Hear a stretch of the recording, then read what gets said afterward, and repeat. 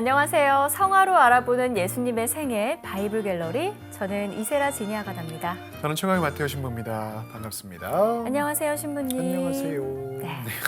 신부님, 제가 얼마 전에 네. 컴퓨터 폴더를 정리를 했거든요. 네? 원래 왜- 정리 잘 왜 안 이렇게 하잖아요. 놀라죠, 신부님? 어쩐 일을 정리를 했어요? 원래 정리 잘 안 하잖아요. 시작부터 왜 이러세요? 저 이미지 잘 유지해야죠, 아, 마지막까지. 방송용 이미지? 네, 그렇습니다. 알겠습니다. 네. 주의하도록 하겠습니다. 주의해 주세요. 네, 네, 네. 얘기 계속합니다. 네네, 그러시죠 뭐. 폴더를 정리를 했는데 음. 워낙 이렇게 그 정리정돈 좋아하니까 그쵸, 원래 정리정돈 엄청 잘하시죠. 깔끔한 거 네, 좋아하니까 깔끔하시니까. 주변 정리 잘하니까 네네. 컴퓨터도 한번 해봤는데요. 네. 우리 그 바이블 갤러리 폴더가 있을 거 아니에요, 저한테도. 네네. 들어가서 쭉 보는데 대본이 1화부터 20화까지 쌓여 있는 걸 보고 새삼 참 뭉클하더라고요. 뭉클했어요. 네, 울컥했어요. 그러게요, 벌써 21화네요. 네, 맞아요. 저도 바이블 갤러리 하면서 참 많은 거를 배우게 되는 것 같아요. 뭐 잘 안다고 생각했던 성경의 내용도 새롭게 익힐 때들이 있고, 네. 그리고 성경보다도 사실은 그림을 통해서, 성화를 통해서 못 보던 것들, 그 작가의 묵상들, 또 성화를 표현하고자 했던 핵심들을 많이 또 느껴보게 되고 더 그 안에 들어가 보게 되는 것 같아요. 네. 저는 또 프로그램을 진행한 적은 있어도 네. 뭔가 구성을 하고 직접 대본까지 쓰는 건 바이블 갤러리가 처음이잖아요. 네네네. 여러모로 저에게도 새로운 도전이고 그만큼 더 이제 특별한 거죠. 네. 여러분들의 시청 소감이나 반응 하나하나를 다 새기게 되고요. 그 진야가다는 이렇게 영상 댓글들도 참 유튜브. 열심히 보는 것 같아요. 맞아요. 네. 악플이 하나라도 달리는 날에는 잠을 이제 설치게 되더라고요, 여러분. 네. 부족하지만 좀 너그럽게 봐주시기 바랍니다. 결국 이 얘기를 하고 싶었던 거였군요. 그렇죠. 저는 다 계획이 있어요. 제 오프닝에는 다 이유가 있습니다, 신부님. 그냥 하는 말은 하나도 없어요. 네. 알겠습니다. 네. 깔끔하고 정리 잘하고 네. 또 댓글에 예민한 알겠습니다. 진야가다. 네. 바이블 갤러리 오늘 이제 21화로 접어듭니다. 네.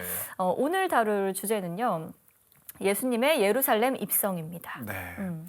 예수님께서 이제 공생활을 시작하시고 나서 여러 마을들을 돌아다니시고 또 병에 걸린 사람들을 치유해 주시고 기적을 행하시고 사람들에게 하느님 나라에 대해서 가르쳐 주셨었죠.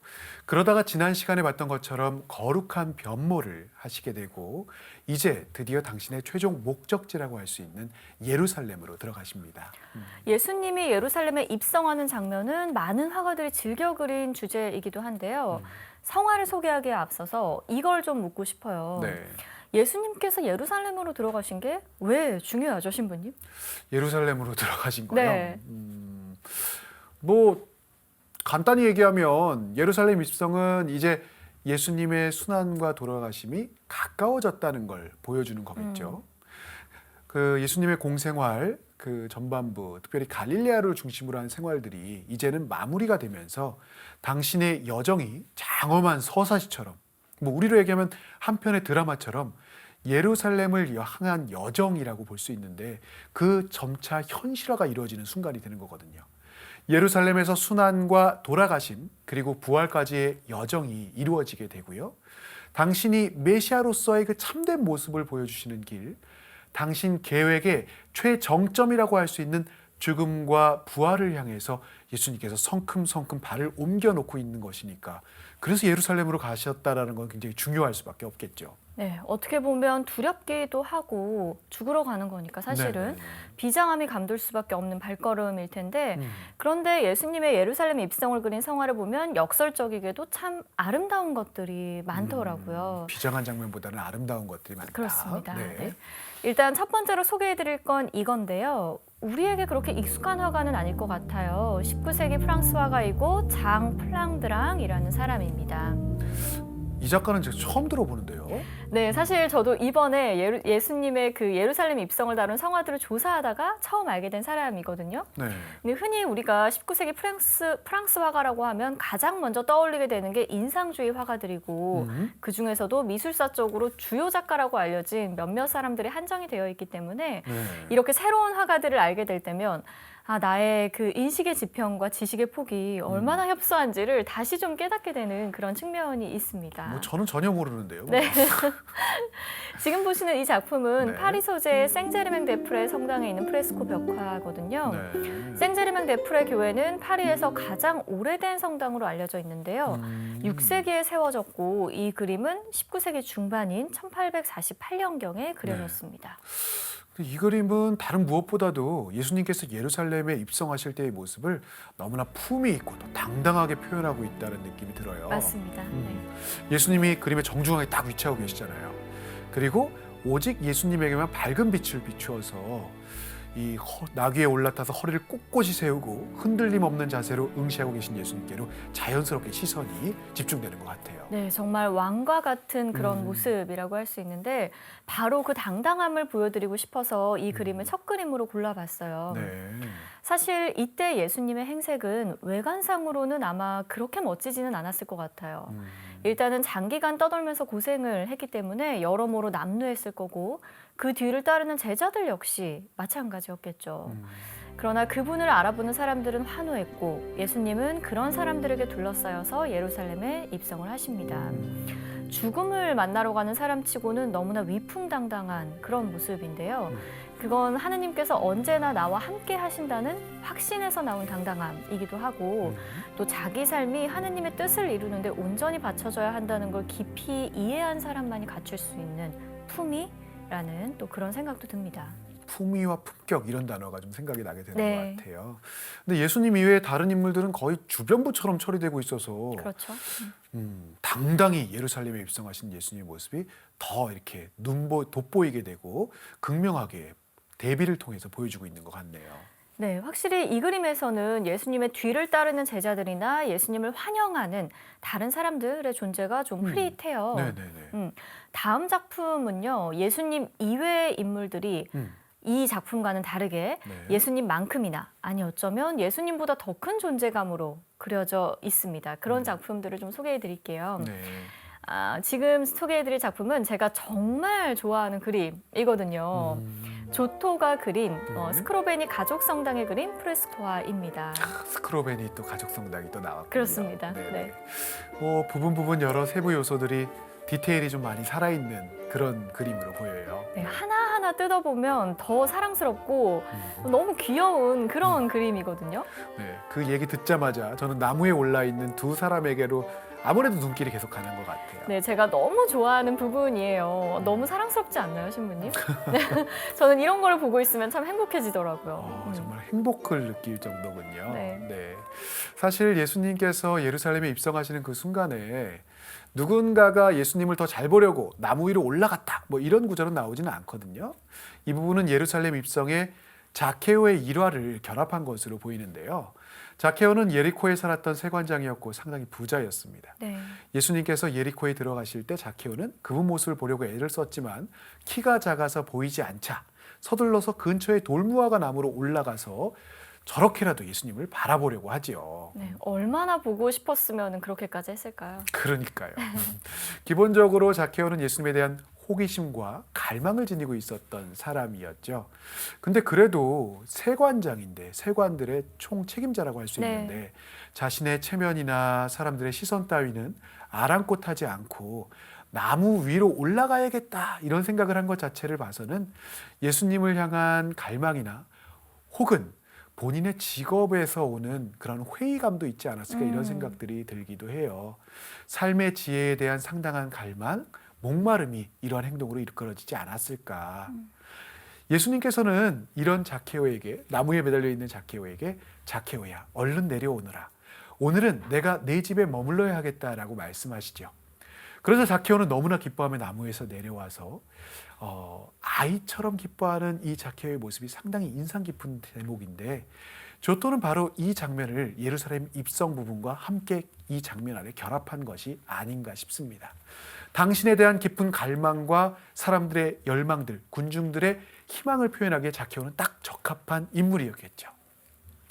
또 실제 지리적으로도 예루살렘과 예리코는 30여 킬로미터밖에 떨어져 있지 않았고 갈릴레아에서 예루살렘을 가려면 예리코는 유다인들이 꼭 거쳐가야 하는 도시였기 때문에 예루살렘 입성 장면에 자케오를 함께 등장시키는 것은 지오토에게 매우 자연스러운 연계가 되었을 겁니다. 네. 실제 루카복음서에서는 자케오 이야기가 바로 예루살렘 입성 바로 전에 위치를 하고 있고요. 자케오를 만나고 난 직후에 예리코에서 예루살렘으로 올라가셨다라고 기술하고 있으니까요. 네, 말씀하신 것처럼 지금 나무에 매달린 그 인물들도 그렇고 조토의 그림 속에는 예수님을 맞이하면서 설레하고 기뻐하는 사람들의 모습이 잘 드러나 있거든요. 화면 오른쪽에 몰려있는 여러 사람들을 한번 봐볼게요. 네. 땅에 무릎을 꿇고 있는 사람은 자신의 옷을 펼쳐서 땅에 깔고 있고 그 뒤에 있는 사람 역시 그렇게 하려고 옷을 막 벗고 있는 그런 모습이죠. 네. 저는 무엇보다 이 순간적인 사람들의 움직임을 포착한 조토에게 한 번 더 감탄을 하게 되는데요. 조토의 회화적인 기량이 이미 중세시대의 딱딱한 인물 표현 방식과는 완전히 다른 차원에 들어서 있다는 걸 우리가 확인할 수 있습니다. 확실히 이전과는 달라진 새로운 그 발걸음이 그렇죠. 되는 것 같아요. 또 성경을 다시 보면 예수님께서 예루살렘에 들어가실 때 많은 사람들이 나와서 환호했다라고 기술하고 있는데요. 서민들에게는 자신이 휴대하는 가장 귀한 소유품 또 생명줄이라고 할 수 있는 겉옷을 깔아서 예수님께서 오실 길을 준비했다라고 이야기해요. 또 나뭇가지를 꺾어가지고 깔아두기도 했다라고 기록되어 있는데요. 조또는 이 대목들을 놓치지 않고 굉장히 생동감 있게 표현을 하고 네. 있는 거죠. 저는 또 한 가지 나귀와 가까운 곳에서 나뭇가지를 들고 환호하고 있는 소년에게 눈길이 참 갑니다. 네, 네. 지금 이 소년이 쥐고 있는 건 올리브 나뭇가지로 보이는데 뒤편에 사람이 매달려 있는 나무 역시 올리브 나무거든요. 네, 가지의 모양이 그렇죠. 네네네. 그런데 사실 예수님께서 예루살렘 입성을 다룬 대목에서 올리브 나무는 직접적으로 등장하지 않습니다. 뭐 올리브 산까지는 등장을 해도요. 네. 성경에서는 오히려 올리브 나무 대신 종려나무 가지가 등장을 하는데 지오토는 의도적으로 종려나무 가지가 아닌 올리브 나무를 택하고 있는 것 같습니다. 왜 그랬을까요? 올리브 나무가 가지고 있는 상징 때문에 그러지 않을까 싶은데요. 고대부터 승리나 평화의 상징이었죠. 그래서 올림픽에서 승리자에게 수여했던 것도 올리브 이 화관을 네. 만들어주기도 했고요. 구약 성경에서도 대홍수 이후에 노아가 육지를 찾기 위해서 날려보낸 비둘기가 제일 처음 몰고 온 것이 바로 올리브 나무 가지기도 했었고요. 노아에게는 이제 물이 다 빠지고 땅이 드러나기 시작했다는 굉장히 기쁜 소식이기도 했겠네요. 그렇죠, 그렇죠. 그래서 올리브가 기쁜 소식, 평화, 승리 이런 것들을 암시하는 그런 역할을 합니다. 여기서는 예수님의 죽음 이후에 다가오게 될 희망의 부활, 즉 예수님께서 죽음을 이기시고 마침내 승리하시리라는 것을 역시 이 그림 안에, 이 성화 안에 하나의 상징으로서 넣어둔 것이 아닌가 싶어요. 네. 첫 번째로 소개해드린 플랑드랭의 벽화에서도 그렇고 지금 조토의 벽화에서도 나귀가 2마리 등장을 하거든요. 이거는 성경 내용에 충실한 묘사라고 할 수가 있는데요. 마테오복음을 보면 예수님께서 제자들을 시켜서 암나귀와 그 옆에 어린 나귀를 데려오게 하시고 이것들과 함께 예루살렘에 입성을 하시잖아요. 네. 두 화가는 모두 예수님이 암나귀를 타고 그 옆에는 어린 나귀가 함께 따르고 있는 것으로 표현을 하고 있습니다. 사실 뭐 개선장군, 왕과 같은 입성이라면 일반적인 이 상징은 나귀가 아니라 말을 타고 오는 것이 훨씬 더 적합할 텐데요. 이는 사실 구약의 메시아 예언의 실현이라는 측면이 있습니다. 딸 예루살렘아 환성을 올려라.